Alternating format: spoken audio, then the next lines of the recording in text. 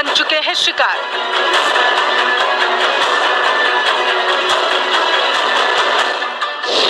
आदमखोर के अंत का इंतजार।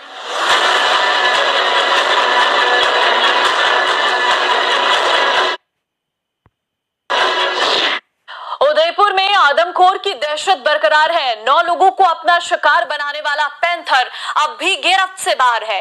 पैंथर की खोज में वन विभाग, पुलिस, सेना के 100 से अधिक जवान जंगल के चप्पे चप्पे पर सर्च ऑपरेशन चला रहे हैं, लेकिन अभी तक इस कवायद का कोई नतीजा नहीं निकला है। लेकिन इस बीच साकरोदा इलाके में एक लेपर्ड ने राहगीर पर हमला करने की कोशिश की है। ये रिपोर्ट देखिए।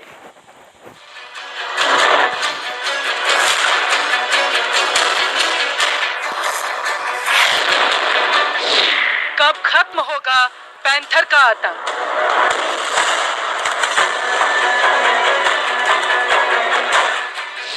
अब तक 9 लोग बन चुके हैं शिकार।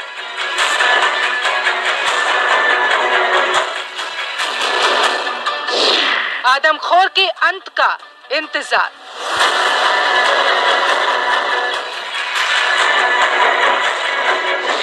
अब भी हमले कर रहा है आदमखोर।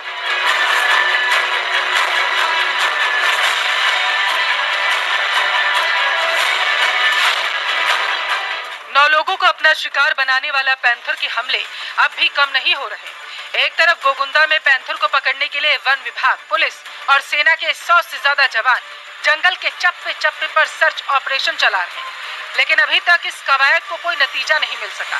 लेकिन इसी बीच साकरोदा इलाके में देर रात एक लेपर्ड ने बाइक सवार राहगीर पर हमला कर दिया।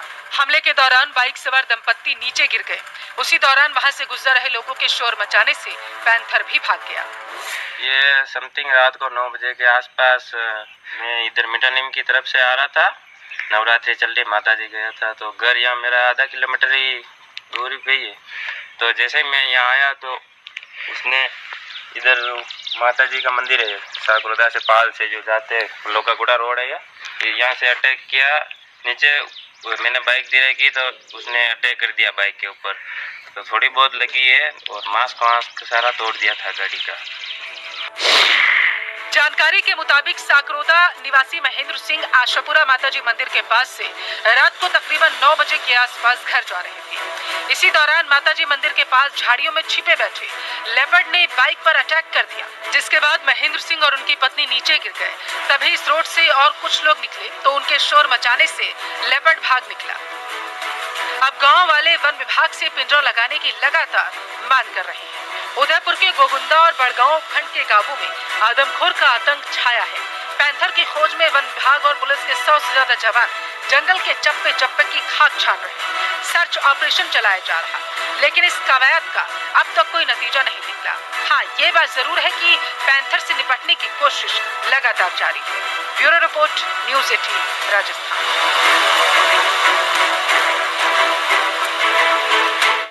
और अब जयपुर से बड़ी खबर आपको देंगे, जहां पर मंकी पॉक्स के संदिग्ध मरीज का ये मामला है। एसएमएस के लैब में पहुंचे सैंपल में से एक आया नेगेटिव।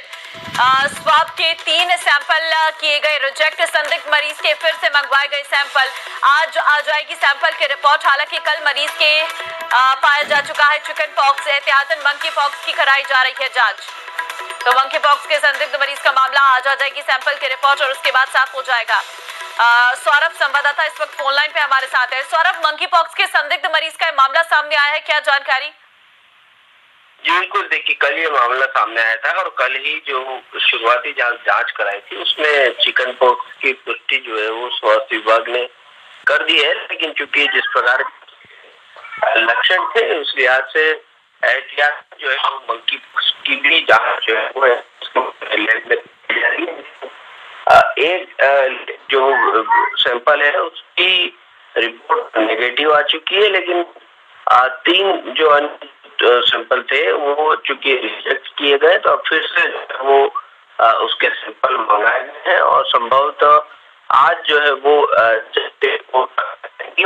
माना जा रहा है। ठीक है सौरभ, आपकी आवाज हम तक स्पष्ट रूप से नहीं पहुंच पा रही है। बहुत धन्यवाद आपका तमाम जानकारी देने के लिए। खबर सिरोही से है, जहां साणेश्वर महादेव मंदिर के दान पात्र राजस्व विभाग के द्वारा खोल दिए गए और इस साल दान पात्र से कुल 8,19,000 रुपए निकले हैं, जो पिछले साल से 2,06,000 रुपए कम है।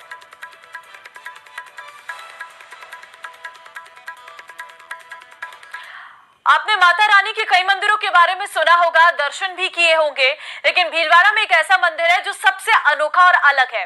काली मां का यह अनोखा मंदिर भीलवाड़ा के पंचमुखी मोक्ष धाम में स्थित है।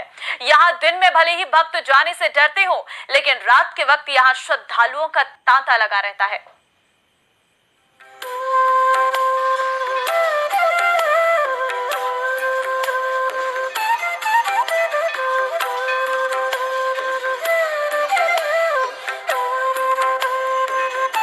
भीलवाड़ा में सजा माता रानी का ये दरबार सबसे अनोखा है। यहाँ जो भी भक्त मुराद लेकर आता है वो पूरी हो जाती है।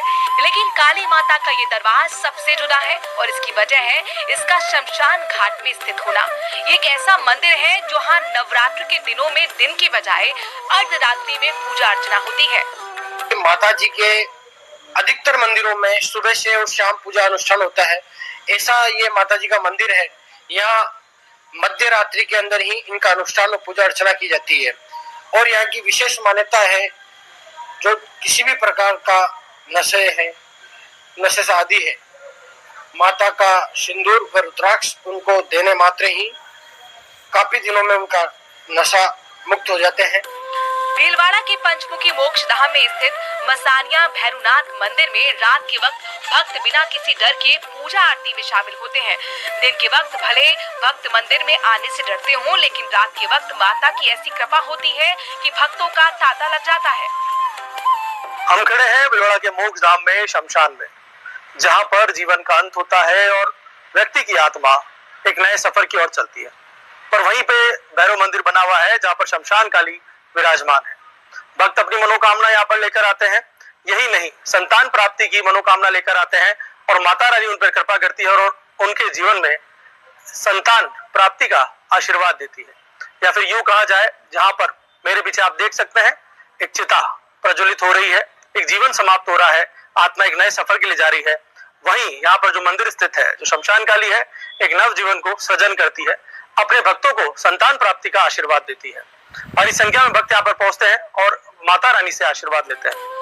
बताया जाता है कि करीब 7 साल पहले काली माता की प्रतिमा यहाँ स्थापित की गई थी और तभी से रात के वक्त यहाँ पूजा अर्चना की जाती है। नवरात्र के दिनों में रात के वक्त विशेष पूजा की जाती है। माता की गोद भराई भी की जाती है। दावा किया जाता है कि माता का रुद्राक्ष लेने मात्र से ही नशे का आदि व्यक्ति नशा छोड़ देता है। यहाँ निसंतानों को संतान की प्राप्ति भी होती है। हम है ना काली माता के मंदिर माते आते हर नौरतों में हम आते 5 साल हो गई। संतान प्राप्ति का आशीर्वाद लेने आई थी, है ना। मेरे लड़का हो गया। हाँ, मेरे माता रानी का आशीर्वाद हो गया मुझ पे, मेरे लाडका हो गया। प्रदेश का ये पहला ऐसा शमशान है जहाँ पर सभी देवताओं के मंदिर हैं।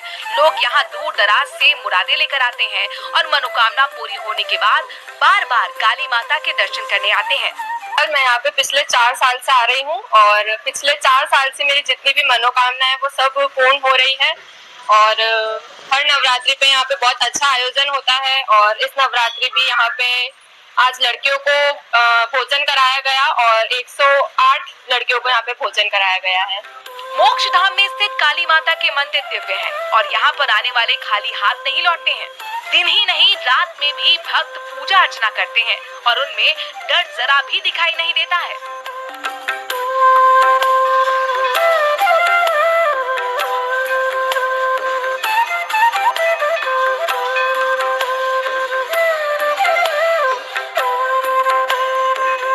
आमतौर पे माता जी के मंदिरों में सुबह शाम आरती होती है, सुबह शाम पूजा होती है। और शमशान में जब से माता रानी विराजित हुई है, लोगों का डर खत्म हो चुका है। माता रानी की आरती मध्य रात्रि में होती है। मध्य रात्रि में माता रानी का श्रृंगार होता है और पूजा अर्चना होती है। लगातार लोगों की भीड़ यहाँ पर पहुंचती है। शमशान के अंदर माता रानी विराजमान है, पर वह भय मुक्त होकर माता रानी के दर्शन करने के लिए और अपनी मनोकामना पूर्ण करने के लिए, माता रानी का आशीर्वाद लेने के लिए यहाँ पहुंचते हैं। नवरात्रि में भीलवाड़ा ही नहीं, कई जिलों से लोग यहाँ पहुंचते हैं और राजस्थान के बाहर से लोग भी यहाँ पहुंचते हैं। मनोकामना पूर्ण करने के लिए लोग बाग माता रानी को यहाँ रिझाते हैं और कई चढ़ावे चढ़ाते हैं। नवरात्रि में यहाँ पे कन्या भोज भी किया जाता है। लगातार माता रानी की कृपा अपने भक्तों पर बनी हुई है और माता रानी की ख्याति दूर दूर तक फैल चुकी है। बहुत दूर से लोग यहाँ आते हैं और शमशान में पहुंचकर शमशान काली का आशीर्वाद लेते हैं। अंकुश सरांटी के साथ राहुल कौशिक, न्यूज़ 18 भिलवाड़ा। और अब जयपुर से बड़ी खबर है। राजस्थान सीनियर रणजी ट्रॉफी टीमों का ऐलान हो गया है। पुरुष और महिला रणजी ट्रॉफी टीमों की घोषणा। राजस्थान सीनियर रणजी टीम के कप्तान होंगे दीपक हुड्डा। राजस्थान महिला रणजी टीम के कप्तान होंगी प्रियंका शर्मा। राजस्थान क्रिकेट संघ ने किया टीम और कप्तान का ऐलान। तो जानकारी इस वक्त आपको दे रहे हैं, जहां पर रणजी ट्रॉफी टीमों का ऐलान हो गया है। महिला टीम का भी और पुरुष टीम का भी ऐलान हो चुका है। टीम और कप्तान का भी ऐलान कर दिया गया है। पुरुष टीम के जो कप्तान रहेंगे वो दीपक हुड्डा है और महिला की प्रियंका शर्मा।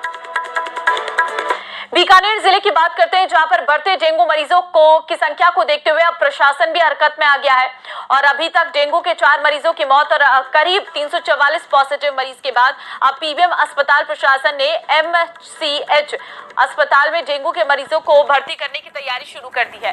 पीबीएम अधीक्षक डॉक्टर पीके सैनी और मेडिसिन विभाग के एचओडी डॉक्टर सुरेंद्र वर्मा ने एचसीएस अस्पताल में निरीक्षण किया है और मरीजों से मुलाकात की है। डॉक्टर पीके सैनी ने बताया है कि पीबीएम अस्पताल के मेडिसिन ओपीडी में रोज 800 से 1000 मरीज वायरल बुखार और डेंगू के आ रहे हैं।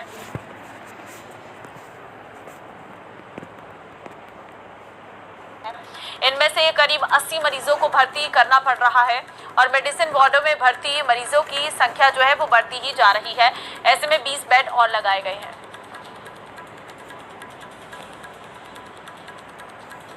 जनवरी 2024 से लेके और अभी तक का डेटा है, तो उसमें 4 डेथ हुई थी। जो 4 डेथ हुई है वो एक्चुअली उनके साथ को एग्जिस्टिंग डिजीज